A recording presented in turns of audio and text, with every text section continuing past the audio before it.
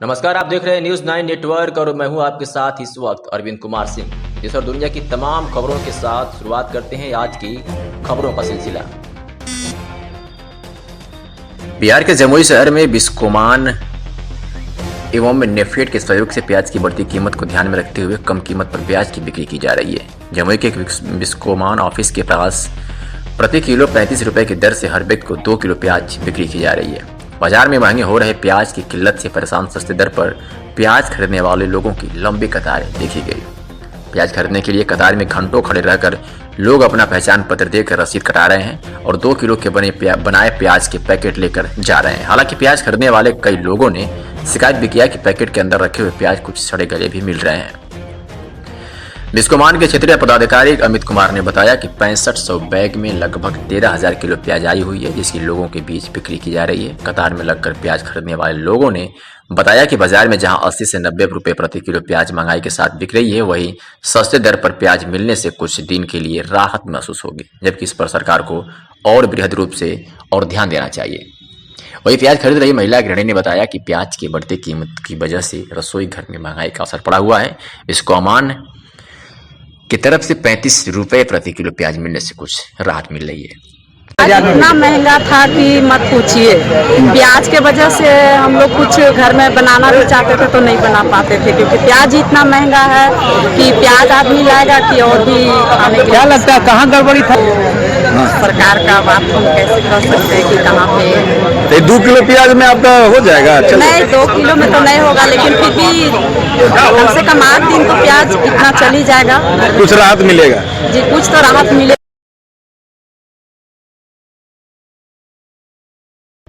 और ये खबर अयोध्या से है, जहां सुप्रीम कोर्ट की ओर से राम मंदिर के पक्ष में फैसला आने के बाद केंद्र सरकार द्वारा राम मंदिर निर्माण के लिए बनाए जाने वाले ट्रस्ट में शामिल होने को लेकर रामनगरी के संतों के बीच हो तकरार अब सामने आने लगी है। राम मंदिर निर्माण के लिए बनने वाले ट्रस्ट में शामिल होने के लिए संतों के बीच आरोप प्रत्यारोप का दौर शुरू हुआ, तो इसका पहला खामियाजा तपस्वी छावनी के महंत परमहंस दास को तपस्वी छावनी से निष्कासन के रूप में भोगना पड़ा। इसी तरह का एक और मामला जोर पकड़ने लगा है। अब अयोध्या के जानकी घाट बड़ा स्थान के महंत रसिक पीठाधीश्वर जन्मेजय शरण दास के ऊपर राम जन्मभूमि निर्माण न्यास से बर्खास्त किए गए पूर्व प्रवक्ता और वर्तमान में राम सेना के राष्ट्रीय प्रवक्ता आचार्य देव मुरारी बापू ने बड़ा आरोप लगाया है। उन्होंने कहा, राम मंदिर निर्माण न्यास से बर्खास्त किया, लेकिन जिस तरह से मीडिया व सोशल मीडिया के माध्यम से मेरी छवि को धूमिल किया है, जिसको लेकर मथुरा न्यायालय में 2 करोड़ का मानहानि का दावा है। राम जन्मभूमि निर्माण न्यास के पूर्व प्रवक्ता आचार्य देव मुरारी बापू ने रामनगरी स्थित हनुमान बाग में पत्रकारों से बात करते हुए कहा कि जन्मेजय शरण दास के द्वारा फर्जी तरीके से राम जन्मभूमि निर्माण न्यास का संचालन किया जा रहा है। वह इस ट्रस्ट के जरिए जन्मेजय शरण करोड़ों का चंदा वसूल रहे हैं। इसके लिए न्यायालय इनसे आर्थिक दंड लेती है या फिर इसके लिए इनको 6 महीने की जेल भेजती है। जैसा मेरे अधिवक्ता जी ने बताया, 2 ही प्रावधान है, 2 ही प्रक्रिया है। अब महंत जी का और मेरा आमना सामना हुआ है और मैं अब जब विरोध हो गया तो मैं खुल के बोल रहा हूँ। महंत जन्मेजय शरण राम मंदिर निर्माण न्यास, जो कि राम जन्मभूमि न्यास से मिलता जुलता न्यास है, इसका बड़ा फायदा उठा रहे हैं। कई प्रांतों में इनके राष्ट्रीय उपाध्यक्ष जो धड़ाधड़ नियुक्तियां हो रही हैं राम जन्मभूमि के नाम से कि राम जन्मभूमि मंदिर निर्माण न्यास राम मंदिर बनाने जा रहा है, बड़ा रुपया इकट्ठा कर रहे हैं और इससे जनता बिल्कुल धोखे में जा रही है। मैं आज प्रेस के माध्यम से खुलासा कर रहा हूं कि राम जन्मभूमि मंदिर निर्माण न्यास की तरफ से कोई भी चंदा या कोई भी डोनेशन मांगा जाए तो बिल्कुल ना दिया जाए। हाल ही में मुझे जो मालूम हुआ है, महाराष्ट्र मुंबई में इनके राष्ट्रीय उपाध्यक्ष और महासचिव आदि ने न्यास के नाम से बहुत बड़ा चंदा मांगा। कई लोगों ने इनके खिलाफ तहरीर दी है और इनके खिलाफ मुकदमा दायर किया। उनका भी मैं FIR और जो शिकायत है उसका निकलवाऊंगा। अगली प्रेस वार्ता में पूरा खुलासा करूंगा। महंत जन्मेजय शरण न्यास के नाम से काफी लंबी उगाही कर रहे हैं और इसके बाद में न्यायालय में जो मैंने मुकदमा किया है 2 करोड़ रुपए मानहानि का, इसके बाद फिर इस न्यास का मैं रजिस्ट्रेशन समाप्त करने के लिए हाईकोर्ट से लेकर सुप्रीम कोर्ट तक के कार्रवाई करूंगा और इस न्यास को जो जनता को धोखा दे रहा है इसको समाप्त करके मानूंगा। और इतने पर ही नहीं, अब जब मैं विरोध में आ गया हूं कि महंत जन्मेजय शरण इनकी बहुत सारी अश्लील वीडियो, अश्लील रिकॉर्डिंग भी मेरे पास आ चुकी हैं, जिसको मैं अगली प्रेस वार्ता में उजागर करूंगा।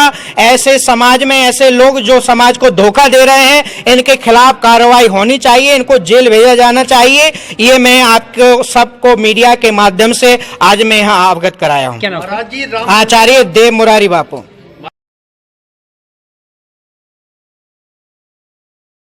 और खबर अयोध्या से है, जहां अयोध्या मसले पर जमीयत उलेमा या हिंद का रिव्यू पिटीशन सुप्रीम कोर्ट में दाखिल करने की बाबरी मस्जिद पक्षकार इकबाल अंसारी ने गलत ठहराया है। इकबाल अंसारी का कहना है कि हमने सुप्रीम कोर्ट के फैसले को मान लिया है, हम रिव्यू पिटीशन में नहीं जाएंगे, हमें अपने स्टैंड पर कायम है, क्योंकि रिव्यू पिटीशन दाखिल करने का कोई फायदा नहीं है।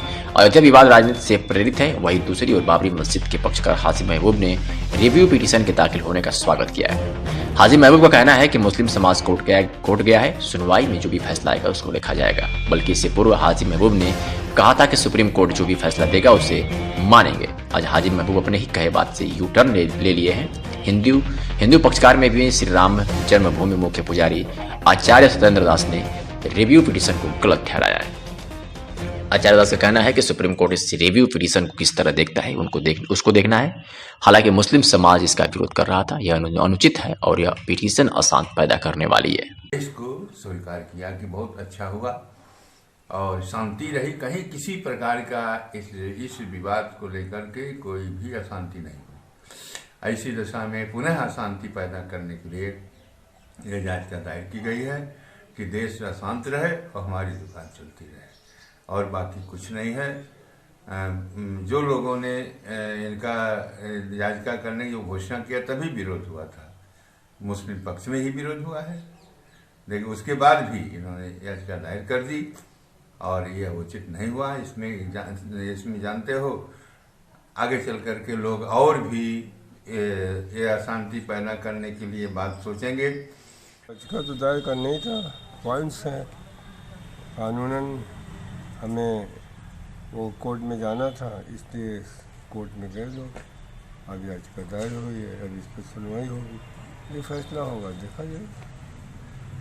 जो एम सिद्दीकी दायर हो, कोई भी है, मुसलमानों की तरफ से दायर हुई है, उसमें तो दायर होना था, इसलिए मैं उसका स्वागत करता हूँ। जो अंदर छुपी हुई है, हिंदू और मुसलमानों के बीच में रहता हूँ, सारी चीजों की जानकारी भी रखता हूँ। मैं रिव्यू पिटीशन में नहीं जाने वाला हूँ। मैंने साफ कहा कि अब फैसला हो चुका है, आप लोग उसको मान लें और इस बात को आगे ना बढ़ावें तो बेहतर होगा। देखिए कौन कहाँ जा रहा है, इससे मैं पहले भी कहता रहा, पक्षकार बहुत ज्यादा है। हर आदमी अपने आप का मालिक है। जो संदेश देना था मैंने 9 नवंबर को अपना संदेश दिया। पूरा हिंदुस्तान जो है वो हमें जो है मेरी बातों को सुन रहा था, पूरी दुनिया हमें देख रही थी। लोअर कोर्ट हाई अयोध्या जनपद के बहुजन समाज पार्टी के नेता दिलीप रावत ने बसपा सुप्रीमो मायावती पर बड़ा आरोप लगाया है। उन्होंने कहा कि बसपा में जो नेता पैसा वसूल कर देता है वही सर्वमान्य नेता होता है। जनपद में आज बहुजन समाज पार्टी को आज बड़ा झटका लगा है। बहुजन समाज पार्टी की पुराने नेता मिल्कीपुर विधानसभा क्षेत्र के प्रभारी दिलीप रावत और उनकी पत्नी मसौदा तृतीय से जिला पंचायत सदस्य हेमलता रावत ने पार्टी छोड़ने का ऐलान कर दिया है। दंपत नेता बहुजन समाज पार्टी की नीतियों से नाखुश होकर बहुजन समाज पार्टी छोड़ने का ऐलान किया। बसपा नेता दिलीप रावत मिल्कीपुर विधानसभा सुरक्षित सीट से विधानसभा चुनाव लड़ने की इच्छा भी जाहिर की थी, लेकिन पार्टी ने दिलीप रावत को टिकट नहीं दिया। विधानसभा चुनाव में टिकट न मिलना भी पार्टी छोड़ने का कारण बताया जा रहा है। वही कांग्रेस नेता जयकरण वर्मा ने दिलीप रावत और उनकी पत्नी हेमलता रावत के साथ 1 दर्जन से अधिक बहुजन समाज पार्टी के कार्यकर्ताओं की प्रेस वार्ता करवाई।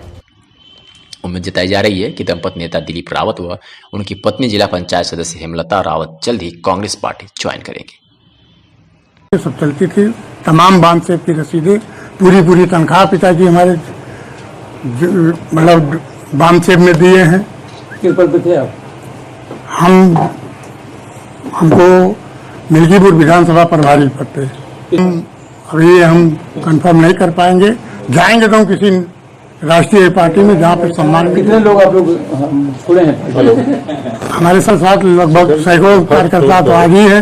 बाकी हमने पूरे समाज में अपने सबसे बातचीत करके, तर्क वितर्क करके, समझ बूझ के, वरिष्ठ एवं पितातुल जो भी है सब लोगों से सम्मानित व्यक्तियों से बातचीत करके तब मैं ये फैसले पे आया हूँ।